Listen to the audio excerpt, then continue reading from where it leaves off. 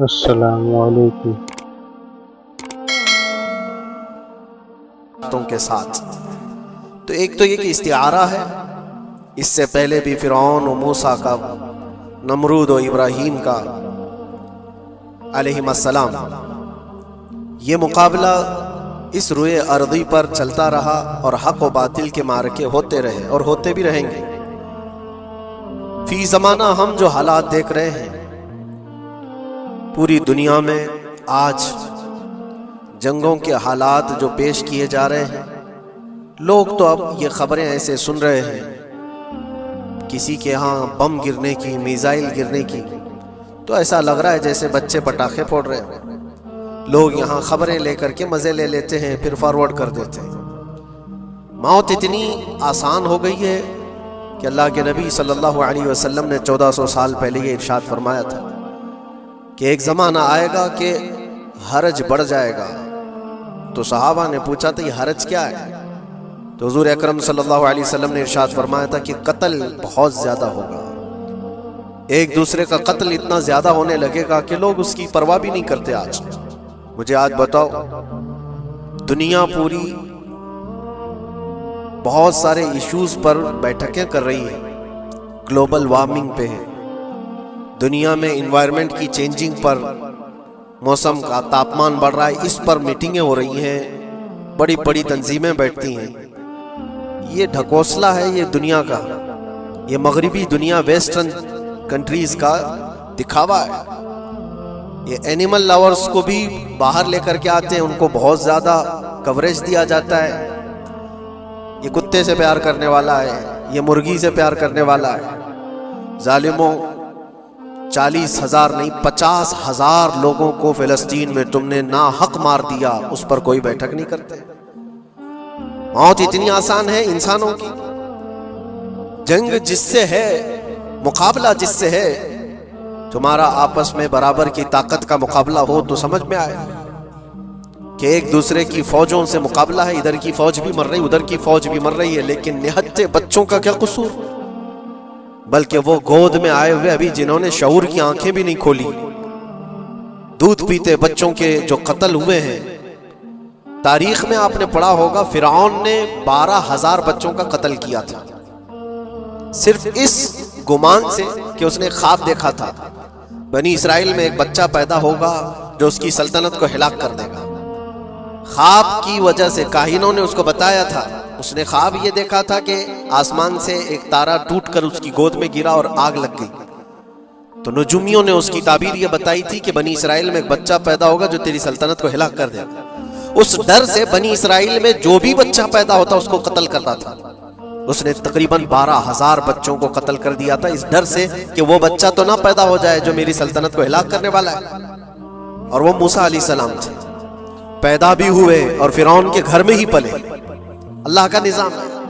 لیکن میں یہاں اس لیے بتا رہا ہوں، فرعون ظلم میں پوری دنیا میں مشہور ہے، وہ عورتوں کو بھی ظالم اس طرح سے مارا ہے کہ جس کی تاریخ میں مثال نہیں ملتی۔ لیکن میں نے اپنی زندگی میں دیکھا، آج کے زمانے میں اسرائیل نام سے ایک ناجائز حکومت پر قابض شخص نے 12,000 نہیں 50,000 لوگوں کو سال بھر میں قتل کر دیا۔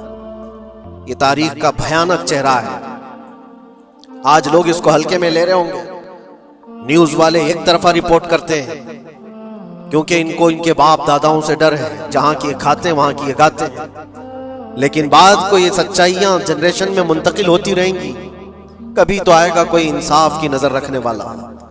اور انسانیت کا قتل کتنا بڑا قتل ہے، ایک شہر کے 50,000 لوگوں کو قتل کر دینا، اور ایسے کہ وہاں کی عمارتیں پورے راکھ کے ملبے میں چلی گئی، صدیاں لگ جاتی ایک شہر کو بسنے میں، ایک گھر کو بنانے میں آدمی کی اپنی زندگی گزر جاتی ہے، کیا کیا ارمانوں سے گھر بناتے ہیں، لیکن ایک پل میں کسی کا گھر اجاڑ دیا، اس کے سامنے تڑپتے ہوئے اس کے باپ کی لاش ہو، ماں کی لاش ہو۔ وہ تصویریں کہ آپ نے نہیں دیکھی کہ ایک باپ چھوٹی سی بیٹی کو لے کر کے دوڑ رہا ہے تو اس کا بیٹا الگ پیر اور ہاتھ جلے ہوئے بم سے تڑپ رہا ہے، وہ کس کے درد کو دیکھے۔ یہاں تک کہ میں نے دیکھا کہ بیٹی کو باپ یہ نصیحت کر رہا ہے تھوڑا اور صبر کر لے بیٹا، شہادت ملنے والی ہے۔ کون کرتا ہے یہ؟ موت سے پہلے اپنے بچے کو اتنی تلقین کر دے، حالات ایسے۔ دوسرے یہ کہ وہاں پر کھانے پینے کی ایڈ کوئی جا نہیں سکتی، اس پر پابندی، دوائیاں نہ جائیں اس پر پابندی۔ دنیا کا کوئی قانون اس چیز کو جائز ٹھہراتا ہے؟ مجھے بتاؤ، آتنکواد کا راگ الاپنے والے ان باتوں کو کیا کہیں گے؟ انسانیت اگر کہیں ہے تو اس کا تصور تو کرو۔ کسی کے فنڈامنٹل رائٹس ہوتے ہیں، بیسک رائٹس ہوتے ہیں، کھانا پینا یہ اس کا انسانی حق ہے۔ دشمنی تم سے جن کی ہے ان کے ساتھ مقابلہ کرو، عام شہریوں کے ساتھ نہیں۔ مخبر صادق رسول اکرم صلی اللہ تعالی علیہ وسلم کی تعلیمات دیکھو۔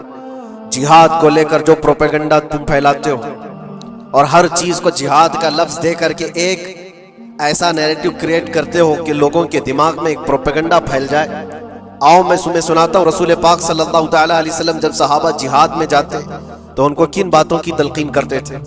سب سے پہلے مجاہدین صحابہ سے کہتے جس جگہ تم جا رہے ہو مقابلہ تمہارا جن کے ساتھ ہے انہی سے مقابلہ کرنا، جو تمہارے خلاف تلوار اٹھائے اس کے خلاف تم تلوار اٹھاؤ، اور راستوں پر بیٹھے ہوئے بوڑھوں کو ہاتھ نہ لگانا، کسی عورت کے ساتھ چھیڑ چھاڑ نہ ہو، حاملہ عورتیں اگر قید میں آ جائیں تو انہیں چھوڑ دینا۔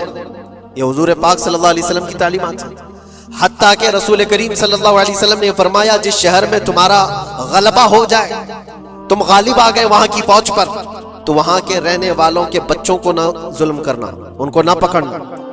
پھر تعلیمات میں یہ ہے وہ چاہے جس مذہب کے بھی لوگ ہیں ان کے معبدوں کو، ان کی عبادت گاہوں کو ختم نہیں کرنا، ان کی عبادت گاہوں کو توڑ پھوڑ نہ کرنا جس شہر میں تم جا رہے ہو۔ یہاں تک کہ حضور اکرم صلی اللہ علیہ وسلم کی تعلیمات تو دیکھو، حضور یہ تک فرماتے تھے مجاہدین صحابہ کو کہ جس شہر میں تم جا رہے ہو وہاں کے درختوں کے پتے بھی نہ اکھاڑنا، درختوں کو بھی نہ نقصان پہنچانا۔ جنگی تعلیمات کو آج کوئی نظر میں نہیں رکھتا ہے۔ دنیا کہتی ہے کہ جنگ کے دوران بھی کچھ اصول ہوتے ہیں، لیکن کوئی اصول نہیں۔ ہم نے دیکھا ہے جس کی طاقت ہے اس کا بول بالا ہے۔ یہ دنیا ان کے خلاف کبھی کوئی بات نہیں کرتی۔ آج سے تقریباً 20 سال پہلے بھی عراق کی کیا حالت تھی آپ نے دیکھا ہوگا۔ ایک جھوٹے پروپیگنڈے کی وجہ سے پورے عراق کو تباہ کیا گیا، آج تک وہ سنبھل نہیں پایا ہے۔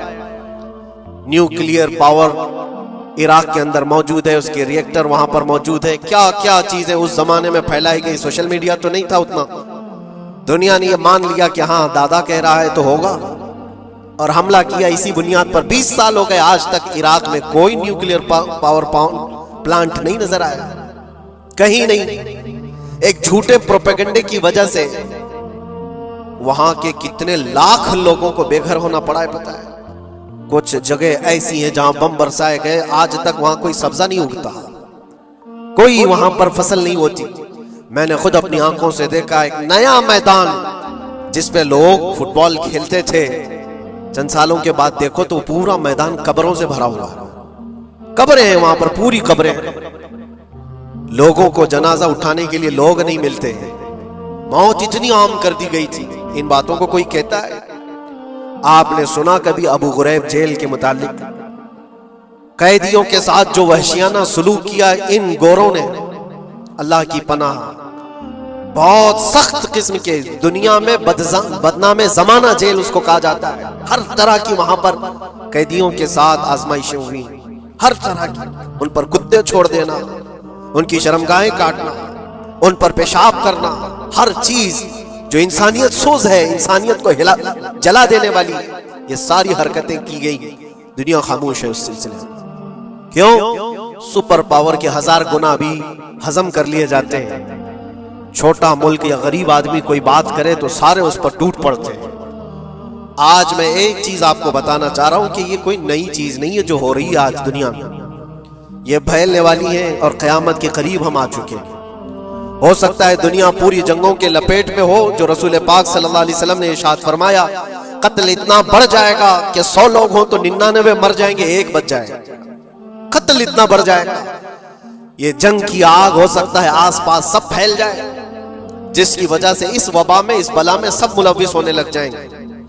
اور ایک بات یہ بھی یاد رکھو، چاہے جیسی بھی حکومت ہو، تاریخ پوری اٹھا کر کے دیکھنا، ظلم کے بعد جو غرور و تکبر میں آ کر فرعون بننے کی کوشش کرتا ہے اس کا انجام اللہ تعالیٰ بہت بھیانک فرماتا ہے، بہت بھیانک انجام ہوتا ہے۔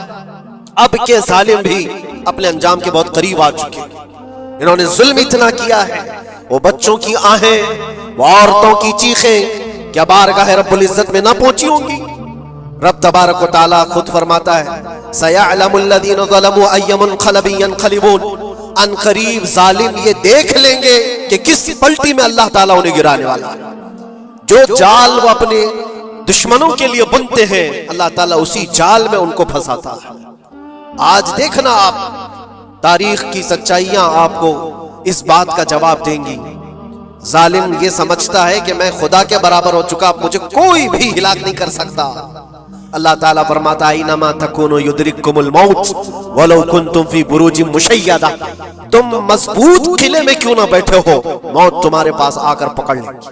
اور رب تبارک و تعالیٰ کے لیے کوئی چیز ناممکن ہے۔ لوگ آج ہوا بناتے ہیں کہ ایئر ڈیفنس سسٹم اتنا بڑا ہے کوئی کچھ نہیں کر سکتا۔ ایک چھوٹے سے پدے سے ایک ناجائز کنٹری کو محفوظ دکھانے کے لیے دنیا پتہ نہیں کیا کیا باتیں وائرل کرتی ہے۔ اسرائیل کے پاس آئرن ڈوم ہے، ایئر ڈیفنس سسٹم اتنے بڑے ہیں، کوئی نہیں آ سکتا۔ وہ خدا ہے، وہ خدا ہے۔ لیکن دنیا آج دیکھ رہی ہے، بہت ساری چیزوں کو دیکھ رہی ہے۔ مجھے یہاں پر کسی کے سلسلے میں نہیں کہنا ہے، لیکن ایک بات کہنا ہے کہ نشہ میں چور، گھمنڈ میں چور جو بندہ ہوتا ہے اللہ تعالیٰ کبھی اس کو مچھر سے بھی ہلاک کرتا ہے۔ بہت بڑی طاقت کا اس سے مقابلہ ہونا ضروری نہیں، تمہارے پاس ہوگا بہت بڑا سسٹم، لیکن رب تبارک و تعالیٰ جب انتقام لے لے تو پھر تمہارے لیے بہت بڑی طاقتوں کی ضرورت نہیں۔ آپ ہمیں تاریخ بتاؤ، عراق میں نمرود ایک زمانے میں اس طرح کی حرکت کیا تھا کہ اس نے بہت بڑی عمارت بنائی تھی، اور اس کے مطابق بات یہ تھی کہ وہ 1000 لوگوں سے تنہا لڑ سکتا تھا، اتنی اس کی طاقت تھی۔ شیر سے خود مقابلہ کرتا تھا، کبھی ڈرتا نہیں تھا۔ نمرود کی طاقت مشہور تھی اس زمانے میں، اور سارے لوگ اس کی طاقت کا لوہا مانتے تھے، حتیٰ کہ وہ کبھی اپنی زندگی میں بیمار نہیں ہوا تھا۔ آدمی جب بیمار نہیں ہوتا تو اس کا غرور بڑھ جاتا ہے، سوچتا ہے مجھے کچھ ہو نہیں سکتا۔ نمرود نے اس کے بعد یہ دیکھا ساری دنیا میرے قبضے میں ہے، طاقت و دولت کے ذخیرے سب اس کے پاس سے، لیکن ایک چیز نہیں تھی، موت پر کنٹرول۔ اس کو کیسے کیا جائے کنٹرول؟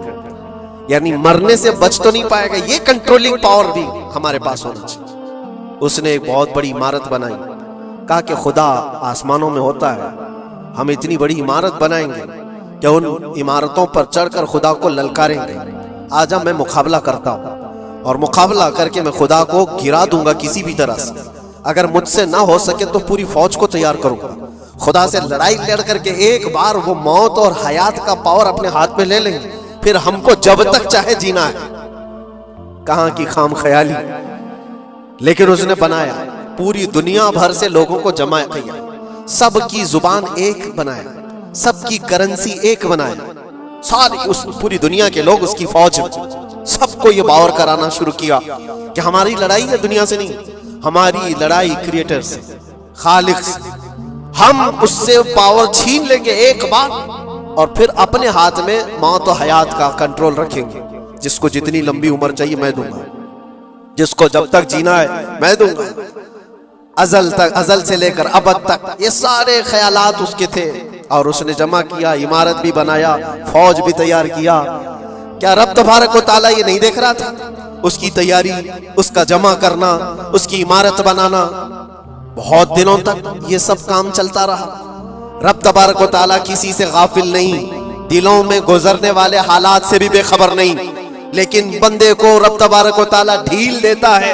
قرآن میں رب تعالیٰ فرماتا ہے وَلَا يَحْسَبَنَّ الَّذِينَ كَفَرُوا أَنَّمَا نُمْلِي لَهُمْ خَيْرٌ لِأَنفُسِهِمْ إِنَّمَا نُمْلِي لَهُمْ لِيَزْدَادُوا إِثْمًا۔ کافر جو ان کو ڈھیل ملی ہے یہ نہ سمجھیں کہ ہم نے جو ان کو چھوڑ رکھا ہے ان کے لیے بہتر ہے، بلکہ اس لیے ہم چھوڑ رکھیں کہ وہ اور زیادہ کریں، اور زیادہ کریں، لِيَزْدَادُوا إِثْمًا وَلَهُمْ عَذَابٌ مُهِينٌ، پھر ہم ذلت والا عذاب انہیں دینے والے ہیں۔ یہ مت سمجھ لو کہ رب تبارک و تعالیٰ ان سب چیزوں سے بے خبر ہے۔ نمرود اتنا سب کرتا رہا، اللہ نے اس کو چھوڑ رکھا، بنا لے لمبی عمارت، بنا فوج بھی بنا لی، ساری چیزیں بنا لیا، مقابلے کے لیے اس نے دن بھی طے کر لیا۔ اس کے بعد اس کو خدا سے لڑائی لڑنی تھی، کہاں خدا تک پہنچنے کی بات، لیکن بندہ جب غرور و تکبر میں آتا ہے تو وہاں تک بھی سوچتا ہے، اسے موت پر کنٹرول حاصل کرنا تھا، بس یہ ایک چیز تھی۔ پھر جب وہ دن آیا، کتابوں میں ملتا ہے اللہ تبارک و تعالیٰ نے فرشتے اس کی جو تعداد ہے اس کا کسی کو علم نہیں، بارش کے جتنے قطرات گرتے ہیں نا، ایک ایک فرشتہ بوند لا کر رکھتا ہے۔ اب آپ اندازہ کر سکتے ہیں فرشتوں کی تعداد کتنی ہو سکتی۔ اس میں جو بڑے فرشتے ہیں وہ جبرائیل، میکائیل، اسرافیل اور اسرائیل علیہم السلام، جو سردار ملائکہ ہیں، فرشتے ہیں، ان کے اپنے اپنے کام ہیں، بہت پاورفل فرشتے ہیں۔ ان کی بات نہیں کر رہا، کسی ایک عام فرشتے کو رب تبارک و تعالیٰ نے بلایا اور فرمایا جاؤ زمین پر، ہمارے ایک بندے نے ہم سے لڑائی کا ارادہ کر لیا ہے، اس کی طاقت و قوت اور اس کی جمع شدہ ساری چیزوں کو دیکھ کر کے آؤ۔ وہ فرشتہ زمین پر آیا، جس جگہ پر اس نے یہ سب جمع کیا تھا، فرشتہ اتر کر صرف اپنے پیر ہلایا تھا، پوری عمارت بھسم ہو گئی، کچھ نہیں کیا تھا، اس کی بنائی ہوئی عمارت بھسم ہو گئی، جتنی فوج جمع کیا تھا سب کیڑے مکوڑوں کی طرح مر گئے، اور سب کی زبانیں مختلف ہو گئی، کوئی ایک دوسرے کو پہچان نہیں پا رہا۔ یہ منٹوں کی بھی بات نہیں تھی، سیکنڈوں کی بات تھی۔ فرشتہ واپس چلا گیا، نمرود کا زوال ہو گیا، ختم ہو گیا۔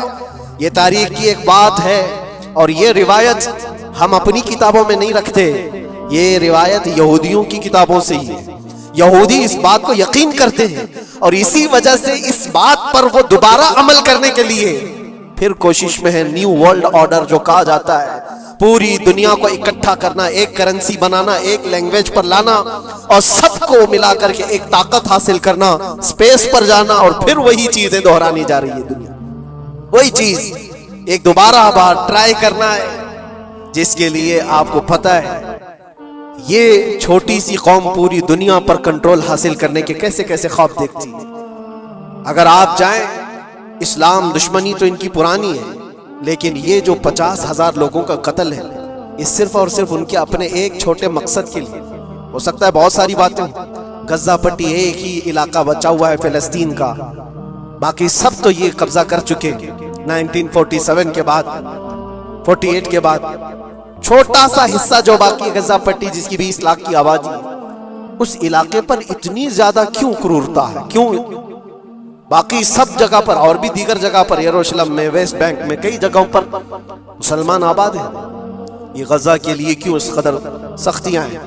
دنیا کو بتانے کے لیے تو یہ ایک آتنکواد جماعت ہے حماس، جس کا مقابلہ کرنے کے لیے ہم یہ حملے کر رہے ہیں، لیکن آج تک یہ دنیا کو بتا نہیں سکے کتنے حماسیوں کو قتل کیا، کتنے حماس کے لوگ پکڑے گئے، کتنوں کو مارا گیا، چند ہوں گے، لیکن اس کے بدلے میں جو بھاری قیمت چکائی ہو غزہ کے نہتے لوگوں نے، 50,000 لوگوں کا قتل، یہ تو ریکارڈ پہ دکھ رہا ہے، باقی اللہ عالم، باقی کتنے ہیں جن کی تعداد مل نہ سکی ہو۔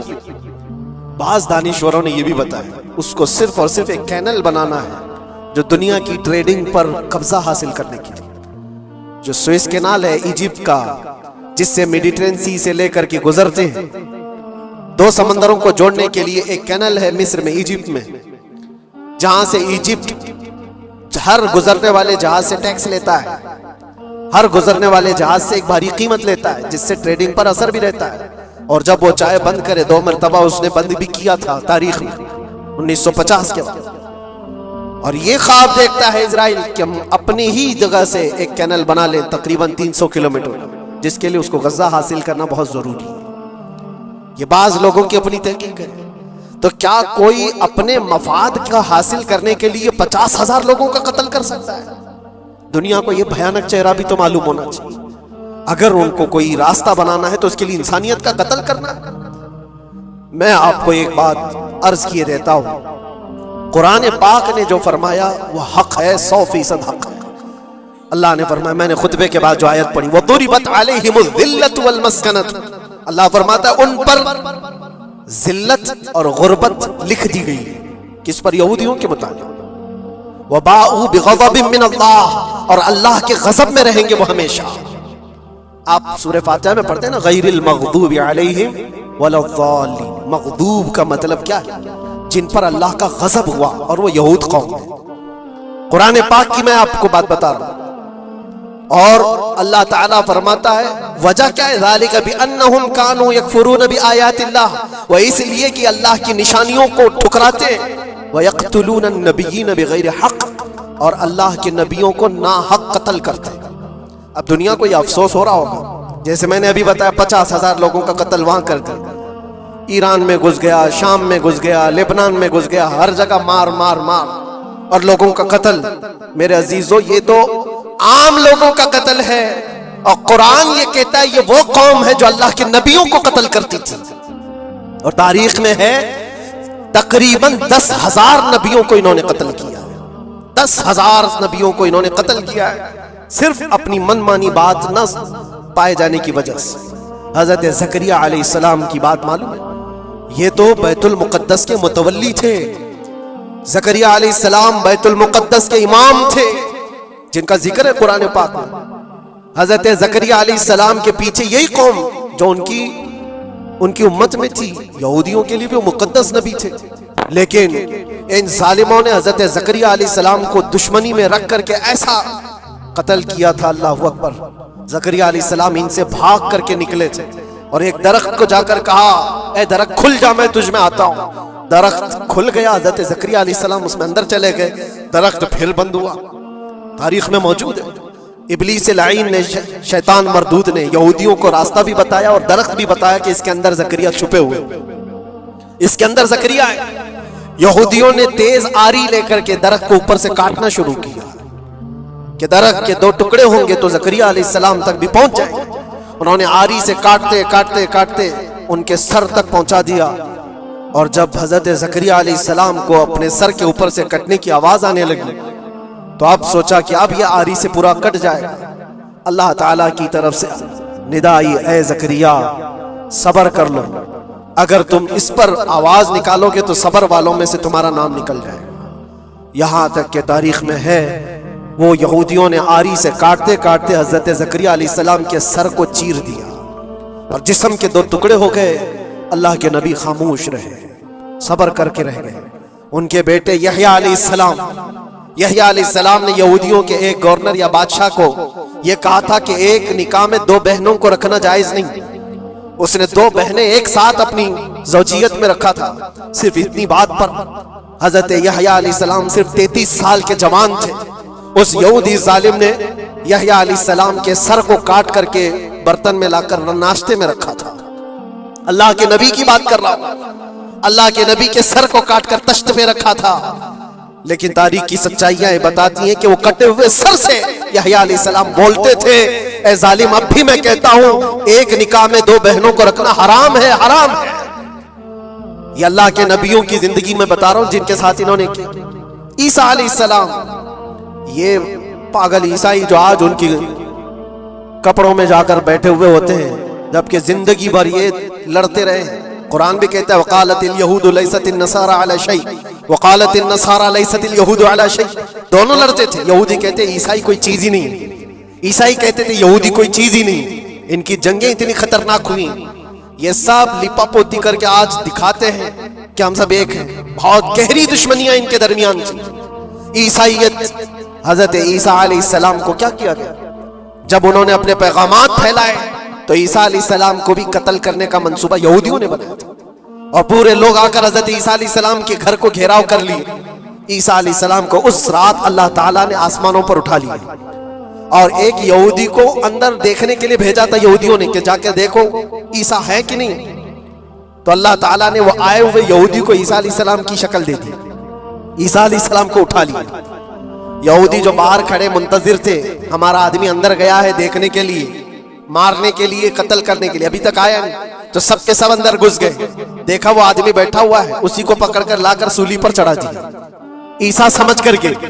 لیکن اتفاق یہ ہے کہ اس کو پوری شکل نہیں دی گئی تھی. آدھی شکل عیسیٰ علیہ السلام کی تھی اور آدھی اس کی خود کی تھی. بعد میں یہودیوں میں خود اختلاف ہو گیا. ہمارا بندہ کہاں گیا جو ڈھونڈنے کے لیے گیا تھا؟ وہ غائب کہاں ہے؟ اور اگر یہ ہمارا بندہ ہے جو ڈھونڈنے کے لیے گیا تھا تو پھر عیسیٰ کہاں ہے؟ یہ اختلاف میں، یہ شک میں 550 سال گزر گئے. پھر میرے مصطفیٰ صلی اللہ علیہ وسلم تشریف لائے اور قرآن نے اس بات کو واضح کیا، نہ تم نے عیسیٰ کا قتل کیا، نہ سولی چڑھائی ہے. عیسیٰ علیہ السلام زندہ ہیں، اللہ نے آسمانوں پر انہیں اٹھایا. یہ تو عیسائیوں پر احسان ہے قرآن کا، جو سچائیاں 550 سال پہلے کی بتایا. میرے عزیزوں، یہ تاریخ میں آپ کو بتا رہا ہوں، نبیوں کا قتل کرنے والی قوم، ان کے سامنے عام انسان کیا مانے رکھتے ہیں؟ یہ دنیا کی ساری قوموں کو حقیر سمجھنے والی قوم، دنیا کے پورے ذخیروں کو اپنی ملکیت سمجھنے والی قوم.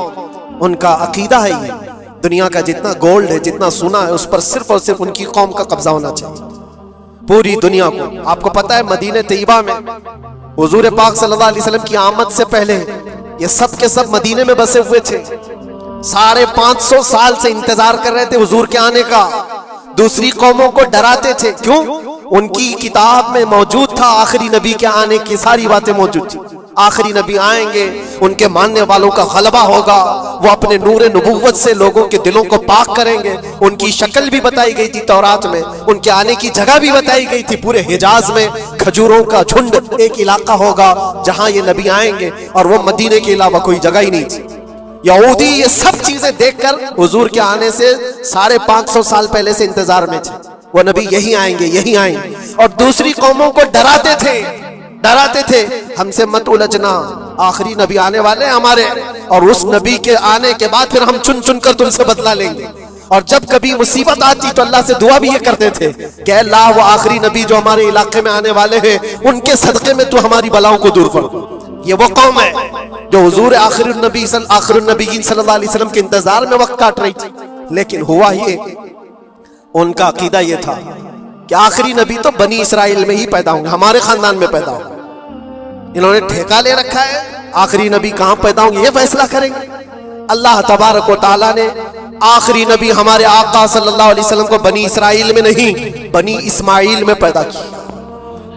اسماعیل علیہ السلام کی اولاد میں پیدا کیا. اور یہ اسماعیل علیہ السلام کی اولاد پورے عرب میں آباد تھی. عرب میں پوری آبادی اسماعیل علیہ السلام کی تھی. مکہ کو آباد کس نے کیا؟ اسماعیل علیہ السلام. اسماعیل علیہ السلام کی اولاد پورے مکہ میں آس پاس سب علاقوں میں آباد. ساری جتنے بھی نسب ہیں وہ اسماعیل علیہ السلام تک پہنچتے ہیں عرب والوں کی. اور یہ یہودی بنی اسرائیل ہے، یعنی یعقوب علیہ السلام کی اولاد میں سے. اور یہ دوسروں کو حقیر جانتے تھے. جب تک یہ لوگ عرب میں تھے، مدینے میں تھے، انہوں نے ہر ایک کو حقارت سے دیکھا. عربوں سے ان کے تعلقات ایسے نہیں تھے. عام لوگوں سے کہتے ہمارے سے بات کرنے کے قابل نہیں ہیں، سب کو امی کہتے تھے، ان پڑھ، جاہل، ایسے الفاظ سے عربوں کو پکارتے تھے. عربوں سے اگر ان کے تعلقات ہوتے بھی تو بڑے بڑے ٹاپ لیڈر جو ہوتے ہیں عربوں کے، بس ان سے تعلقات سے. عام لوگوں کو یہ گنتے ہی نہیں، کچرا کہتے تھے. بنی اسماعیل کو جب یہ کچرا کہتے تھے، اور بنی اسماعیل میں جب آخری نبی پیدا ہو گئے تب کیا کہنے لگے پتہ ہے؟ کہتے نہیں، یہ غلط ہو گیا. آخری نبی تو بنی اسرائیل میں پیدا ہونے والے تھے. یہ جبرائیل نے شرارت کیا اور بنی اسماعیل میں جا کر کے نبوت دی تھی. کچھ تو یہ کہنے لگے، کچھ تو کہنے لگے وہ ہے ہی نہیں آخری نبی. لیکن کیسے انکار کرتے؟ قرآن کہتا ہے یعرفونہ کما یعرفون ابناءہم. اس رسول کو وہ ایسے پہچانتے تھے کہ اپنے بیٹوں کو بھی نہیں پہچانتے. ان کے بیٹوں کے صحیح ہونے پر بھی ان کو اتنا یقین نہیں تھا کہ ہمارا ہی بیٹا ہے یا نہیں، لیکن حضور کو دیکھ کر کے یہ یقین تھا کہ آخری رسول ہی. آخری رسول ہونے کی ساری نشانیاں انہوں نے جو پڑھی تھی وہ سب حضور کے پاس موجود تھی. اسی لیے تو میرے عزیزوں، جو صحابہ یہودیت سے اسلام میں آئے انہوں نے سب نشانیاں دیکھی. حضرت سلمان فارسی کی بات بتا، وہ عیسائیت میں تھے، سالوں انہوں نے عیسائیت میں گزارے، اور انہوں نے بھی یہی سب باتیں سنی تھی. یثرب ایک علاقہ ہے حجاز میں، کھجوروں کے باغات کا جھنڈ ہے وہاں پر، آخری نبی وہیں آنے والے. تو یہ کہاں سے آئے تھے؟ سلمان فارسی عراق سے آئے تھے، مدینے میں آ کر غلام بن گئے، ایک کھجوروں کے باغ میں کام کرتے تھے برسوں تک. پھر وہ وقت آ گیا جب حضور پاک صلی اللہ تعالی علیہ وسلم مکہ سے ہجرت کر کے مدینے آئے تھے. مسجد قباء جہاں ہے وہاں 14 دن تک حضور قیام کیے ہوئے تھے. تو وہ باغیچے کا جو مالک ہے، سلمان فارسی کا جو مالک تھا، اس کا بھتیجا آ کر کے خبر دیتا ہے، چاچا سنا ہے کہ نہیں خبر؟ یثرب میں ایک شخص آیا ہے مکہ سے، حسین چہرہ ہے، گلابی رنگت ہے، بولتا ہے تو لوگ سب اس کی طرف دیکھتے ہیں، اور وہ کہتا ہے کہ میں اللہ کا آخری رسول ہوں. یہودی کا بھتیجا اپنے چاچا کو یہ خبر دے رہا ہے سلمان فارسی کھجور کے درخت کے اوپر بیٹھے کھجور کاٹ رہے تھے یا صاف کر رہے تھے. یہ خبر سنے کہ وہاں سے چھلانگ لگا کر نیچے آ گئے, جس کے انتظار میں تو سالوں گزار دیا تھا. کیا کہا تم نے؟ مالک نے ایک تھپڑ رسید کیا اور کہا تو غلام ہے, آقاؤں کی بات میں دخل اندازی مت کر, جا تو اپنا کام کر. لیکن ان کی بے چینی تھی کہ وہ اگر آخری رسول آ چکے تو میری زندگی کا تو مقصد یہی ہے. پھر انہوں نے وقت نکالا دن کا اور حضور پاک صلی اللہ علیہ وسلم کے پاس پہنچ گئے. جب رسول کریم صلی اللہ تعالی علیہ وسلم صحابہ کے ساتھ موجود تھے, دیکھیں علامتیں جو انہوں نے پڑھی تھی اپنی کتابوں میں وہ سب جانچنا بھی چاہتے تھے. کھجوریں لے کر کے گئے اور کہا یا رسول اللہ یہ قبول کیجیے, یہ صدقہ ہے. حضور نے لیا اور سب کو بانٹ دیا, اس میں سے کچھ بھی نہیں کھایا, کیونکہ سلمان فارسی نے یہ پڑھا تھا کہ آخری رسول صدقہ نہیں کھائیں گے. ایک نشانی دیکھ لی انہوں نے. دوسرے دن آئے, پھر وہ موقع نکالا اور کھجوریں لی اور آئے. حضور سے آ کر کے کہا کہ یہ لیجئے, قبول کیجیے, یہ ہدیہ ہے. حضور نے خود بھی کھایا اور سب کو تقسیم کیا. کہا یہ کتاب میں موجود ہے, وہ آخری رسول ہدیہ کو انکار نہیں کریں گے, تحائف قبول کریں گے. دو علامتیں دیکھی. پھر ایک دن, تیسرا دن تھا, رسول پاک صلی اللہ علیہ وسلم ایک جنازے میں تھے. تہبند تھی حضور کے, چادر تھی جسم کے اوپر. سلمان فارسی ایک اور نشانی دیکھنے کے لیے آئے ہوئے تھے جو کتابوں میں پڑھی تھی. کبھی حضور کے دائیں آتے, کبھی بائیں آتے, کبھی آگے کبھی پیچھے, پوچھنے کی یا کچھ بات کرنے کی کوشش کر رہے تھے. حضور صلی اللہ علیہ وسلم نے ان کو دیکھ لیا اور کہا سلمان آ جاؤ ادھر. ادھر بلایا, اپنی چادر ہٹائی اور کہا یہ مہر نبوت دیکھنے کے لیے آئے تھے. جو حضور صلی اللہ علیہ وسلم کے کندھوں کے بیچ میں ایک ایسا سفید نشان تھا جس کو مہر نبوت کہا جاتا ہے, وہ سورج سے زیادہ چمکتا تھا دونوں کندھوں کے بیچ. اور حضرت سلمان فارسی وہ دیکھنے کے لیے آئے تھے اور حضور نے ان کے پوچھنے سے پہلے چادر ہٹائی اور کہا یہی دیکھنے آئے تھے. سلمان فارسی نے کہا میں تو ایک چیز دیکھنے آیا تھا, آپ نے دو چیز بتا دی. کیا چیز؟ میں تو مہر نبوت دیکھنے آیا تھا, آپ نے دکھا بھی دیا اور میرے دل کی بات کی خبر بھی آپ نے بتائی. نبی کو علم غیب بھی ہوتا ہے. اور سلمان فارسی نے کلمہ طیبہ پڑھ لیا. اسی سلمان فارسی کو آزاد کرانے کے لیے میرے آقا صلی اللہ علیہ وسلم نے صحابہ کے ساتھ مل کر کے 500 کھجور کے درخت لگائے تھے اور ایک باغیچہ دے کر کے اس یہودی سے آزاد کروایا تھا. یہ اللہ کے نبی صلی اللہ علیہ وسلم کے پاس وہ صحابہ جو آئے تھے یہودیت سے یا عیسائیت سے, وہ جانتے تھے حضور کو, لیکن یہ اتنی خطرناک قوم ہے جن کو اللہ تعالیٰ نے دلوں پر مہر لگایا. یہ یہودی جو ایمان نہیں لائے اور یہ قیامت تک اسی طرح غضب میں رہنے والے.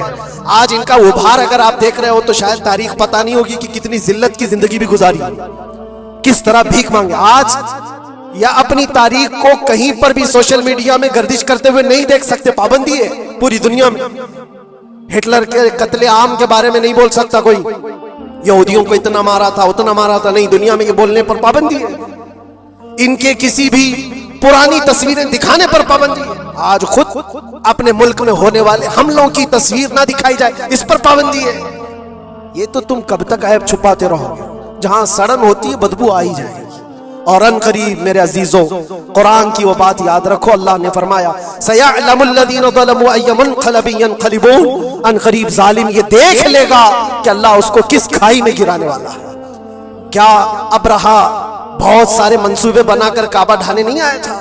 اللہ نے ابابیل چڑیوں سے اس کو ہلاک کیا تھا, فرعون کو پانی سے غرق کر دیا تھا, نمرود کو مچھر سے ہلاک کر دیا تھا. بڑے بڑے طوفانی طاقتوں کے بادشاہ دنیا میں آئے, لیکن اللہ نے ان کو بہت چھوٹی طاقتوں سے ہلاک کیا. لوگ آج یہ مقابلہ کمپیریزن کرتے ہوئے بیٹھے رہتے ہیں. ایک طرف ایران ہے, ایک طرف غزہ ہے, ایک طرف سپر پاور حکومتیں ہیں. یہ سارے کمپیریزن دنیا کے ہو سکتے ہیں, لیکن رب تبارک و تعالیٰ کی بادشاہت اور اس کی سلطنت جب انتقام پر آ جائے تو پھر میرے عزیزوں کسی ملک کی بھی ضرورت نہیں, صرف ہواؤں سے مولا تعالیٰ طاقتوں کو ختم فرما دیتا. دنیا میں پھیلے ہوئے ایک کورونا کو تم قابو میں نہیں کر پا رہے تھے.